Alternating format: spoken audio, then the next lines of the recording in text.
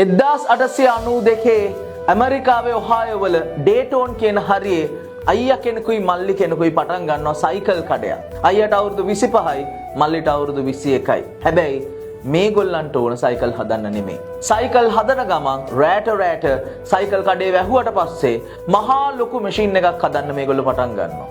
ඒ machine එක කොච්චර ලොකුද කියලා කියනවනම් ඒ මැෂින් එක ගැන අහපු හැමෝම කියන්නේ උඹලට නම් මේක බෑ කියලා. ඒගොල්ලොන්ට hina වෙනවා. හැබැයි ඒගොල්ලෝ වැඩි අතාරින්නේ නැහැ. මෙහෙම හදපු මැෂින් එක 1903 දෙසැම්බර් 17 වෙනිදා නෝත් කැරොලයිනා වලදී මේගොල්ලෝ ටෙස්ට් කරනවා. පුතා එදා තමයි මුළු ඉතිහාසයේ පළවෙනි වතාවට මෑන්කයින්ඩ් එක තප්පර 12ක් අහසට ගෙනියන්නේ. ඒ තමයි ලෝකේ පළවෙනි ෆ්ලයිට් එක. මේ අයියාගේ නම විල්බර්, මල්ලිගේ නම ඕවෙල්.